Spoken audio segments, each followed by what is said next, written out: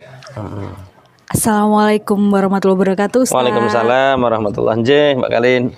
Nah, ini kan banyak sekali yang lagi booming arisan yang beberapa ada get yang 100 juta, 20 juta, dan banyak yang bertanya kepada saya tentang hukum arisan itu seperti apa. Ada yang bilang itu haram karena membebani hukum arisan itu tanpa biaya admin atau dan lain sebagainya, arisan biasa.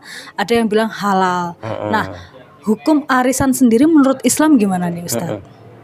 Jadi arisan itu misalkan ada 10 orang, terus setiap hari Jumat giliran bayar giliran 100 ribuan misalkan, terus diundi siapa yang keluar.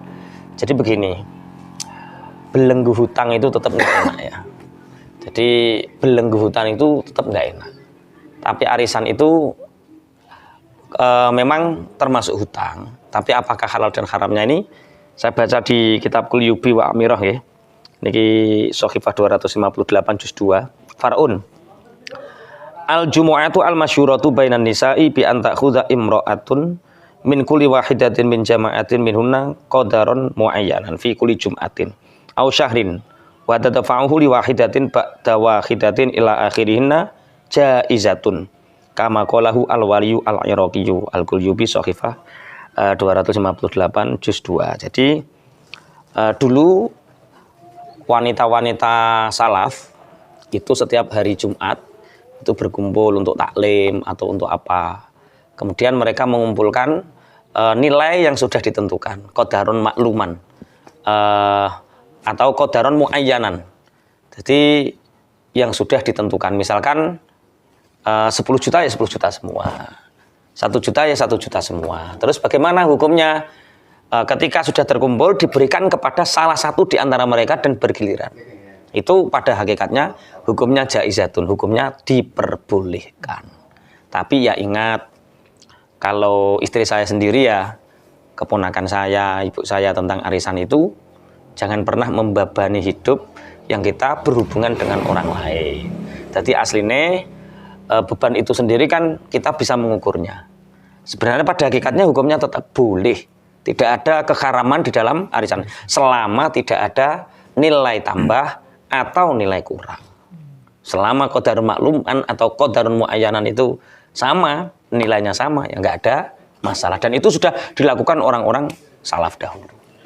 Dan kalau seandainya ada beberapa arisan yang menggunakan sistem admin, contoh arisan 100 juta, nolnya itu dihitung admin. Jadi kita membayar katakanlah 10 arisan tapi kita membayarnya 11. Yang satu untuk admin. Nah, kalau sistemnya seperti itu dalam Islam gimana nih, Ustaz?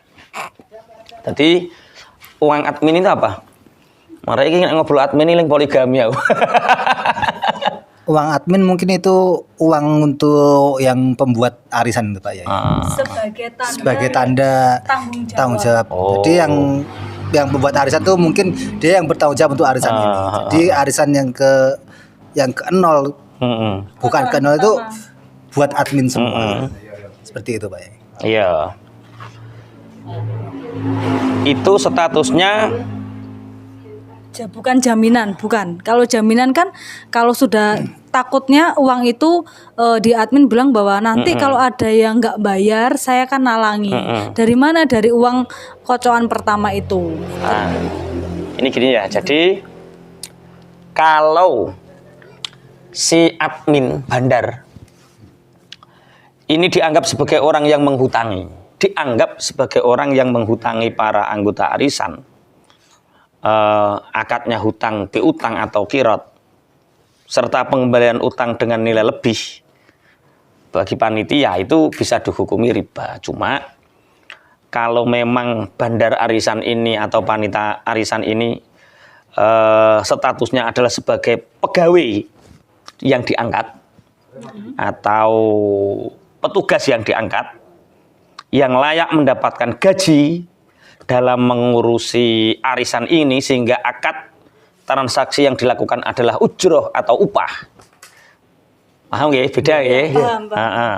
Maka semacam itu hukumnya boleh. Karena yang pemegang arisan, jasa pemegang itu uang peserta itu boleh mengambil 5% dari misalkan arisan 10 jutaan. Nanti setiap yang kena, karena saya yang bertanggung jawab, karena kita yang bertanggung jawab ini, maka 5% dari 10 juta itu upahku, ujarku, itu boleh. Itu diterangkan kalau dalam kitab Al-Mawsu'ah Al-Fiqhiyah, wa qala al-malikiyatu wa syafi'iyatu innahu la farqa fi kaunil wadi'ah amanatun fi adil wadi'. La tutmanu bi ghairi ta'addihi au tafridihi. Sawa'un kanat bi ajrin au bidunihi. Haitsu inna akhdhal ujrati fil wadi'ati la yughairu syai'an min ahkamil amanati awid dhamani fiha. Jadi orang yang diberikan amanah atau orang yang menanggung dari harta titipan, jadi 60 juta atau 10 juta itu adalah sesuatu yang dititipkan kepada si orang ini, dan orang ini diberi upah, selayaknya upah. Bukan 160 juta itu bukan ya? Berarti 60 juta dari 5% itu? Lah, maksudnya begini, layaknya mendapatkan upah itu berapa? Disepakati oleh semua. Jadi penanggung jawab ini, yang bertanggung jawab ini mendapatkan upah selayaknya upah. Misalkan ya upah pekerjaan sehari atau 1 bulan, misalkan arisannya bulanan, ya layaknya gaji sebulan itu berapa. Lah, berapakah kelayakan itu? Ya sesuai dengan kesepakatan. Oh, berarti boleh ya? Kalau dianggap upah sebagai uang ujratud dhamin atau gaji dari orang yang menanggung, yang dianggap sebagai pegawai dari semua anggota ini. Tinggal akadnya ya? Tinggal akadnya. Kalau akadnya si penjamin ini adalah orang yang menghutangi, maka bisa terjadi riba. Kalau dia adalah statusnya sebagai pegawai, maka itu sebagai ujratul wadi atau upah orang yang dititipi amanah. Misalkan, ya seperti jasa penitipan sepeda. Fik, ini sepeda Fik, ya sampean ya 1 hari berapa, layaknya itulah. Cuma yang dititipkan ini bukan sepeda, tapi adalah manfaat dari uang itu. Tapi yang banyak terjadi nggak ada itu, Ustaz. Nggak ada ujro, nggak ada. Maksudnya mereka itu bukan sepakat karena ujro. Nah itu makanya kita harus, kalau memang buat arisan harus syar'i. Oh begitu. Nah, kan beda loh itu, hitungannya kan beda, bukan ujro di situ. Yang 0 itu loh. Yang 0 itu bukan ujro, memang. Ujro. Karena akadnya bukan untuk ujro. Karena mungkin para teman-teman ini belum paham tentang hukumnya akad ini. Mungkin bisa dimulai dari ini kesepakatan berapa. Kan biasanya ada biaya admin 300.000 per bulan, dipotong 100.000. Nah, itu mungkin masih realistis. Tapi kalau mungkin yang 0 itu dapatnya 0 itu contohnya gimana, Mbak Uli? 0 itu arisan pertama. Dapatnya itu 16 juta, 15 juta Ustadz. Tapi dia harus membayar 16 juta satu orang. Total. Kopi arisannya 10 kali kocokan itu Pak ya. Kita ambilnya 11 kali, bayarnya 11 kali. Jadi yang berarti yang bandar, yang pengelola ini dia tidak membayar sama sekali. Langsung dapat 16 juta. Iya, di pertama kali. Di pertama kali. Jadi begini, yang syar'i itu yang diperbolehkan itu sistem ta'awun, saling menolong. Dengan cara apa? Oke lah, kita angkat Mas Tion sebagai pegawai karena dia yang bertanggung jawab narik, yang bertanggung jawab kalau ada uang hilang dan lain sebagainya. Maka kesepakatannya adalah setiap kali arisan ini Mas Tio kita gaji sekian. Itu yang diperbolehkan.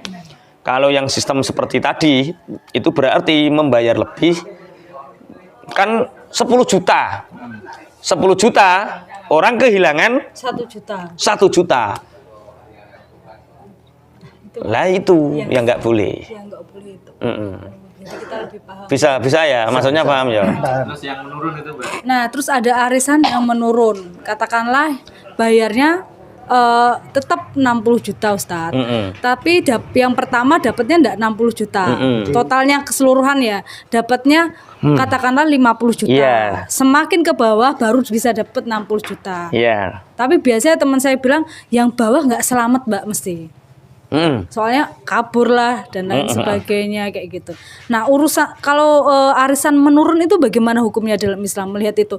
Dari nilai 60 Jadi turun lah sampai ke 50 kalau juta pengen itu. dapat yang pertama berarti dapatnya sedikit. Kalau mau dapat banyak ya dapat di akhir-akhir. Jadi kita bisa milih dapat nomor berapa bisa milih.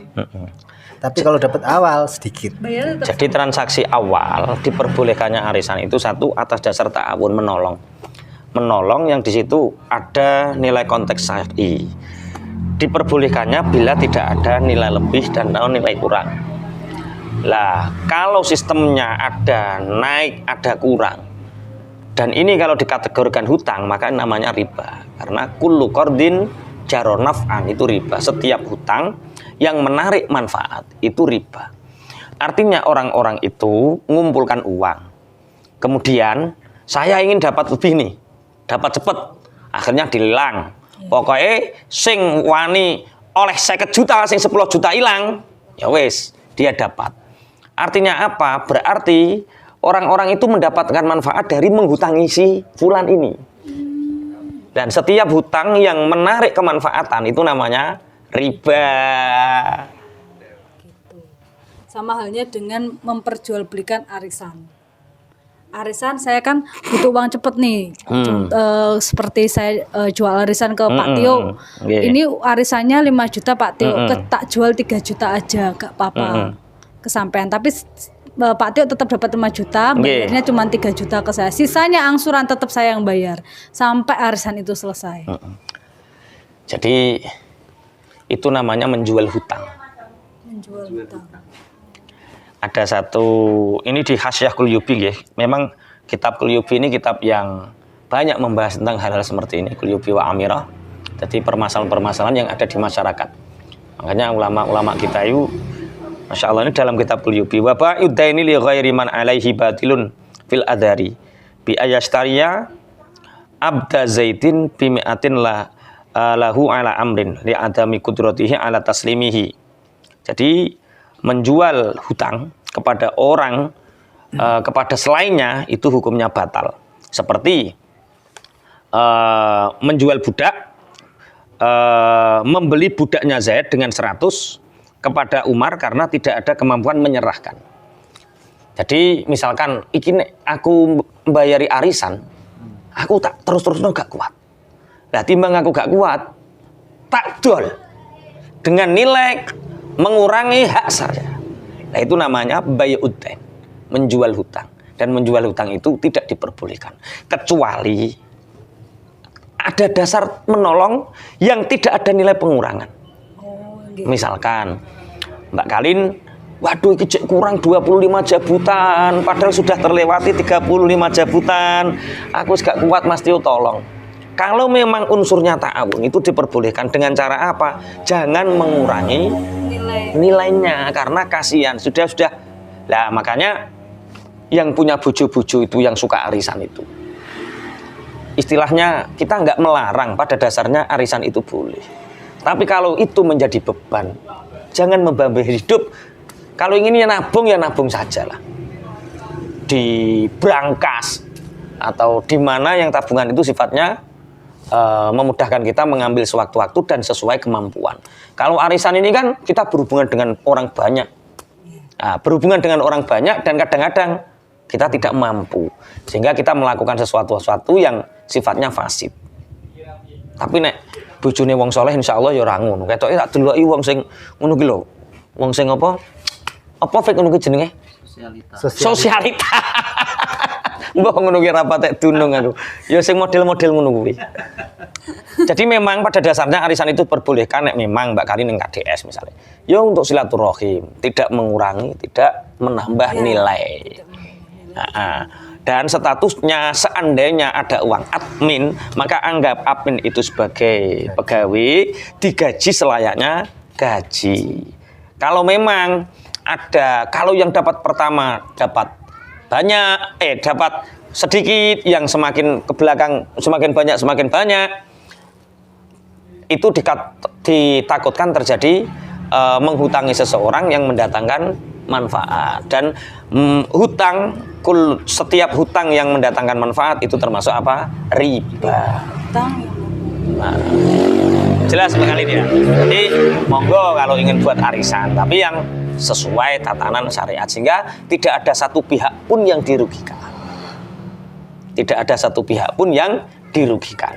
Kalau tidak ada yang dirugikan, yang bandar semakin kaya, yang lain merasa menerima, itu wallahu a'lam bishawab. Tapi sebisa mungkin lakukan sesuatu sesuai dasar-dasar syariat. Insya Allah kita selamatlah dunia akhirat. Berarti yang arisan syar'i itu cuman uangnya berapa terus dibagi berapa gitu. Dan kalau mau kasih admin seikhlasnya nggak apa-apa. Kesepakatan bukan seikhlasnya.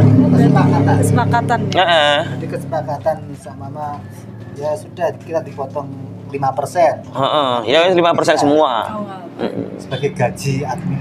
Kan admin juga harus mempersiapkan arisan, lagi. Iya. Nah ini sih bener-bener koyo covid kan yo.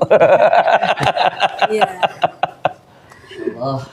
Masya Allah, terima kasih Ustadz tentang arisan ini. Jadi buat teman-teman kalau mau bikin arisan boleh asal tidak memberatkan, gitu. Jadi rata-rata kan arisan itu biaya beratnya itu di tengah, terus banyak banget kejadian di Bojonegoro, arisan yang dikejar, bubar dilaporkan ke polisi dan lain sebagainya karena memang turunan itu dan tiba-tiba kabur di tengah jalan.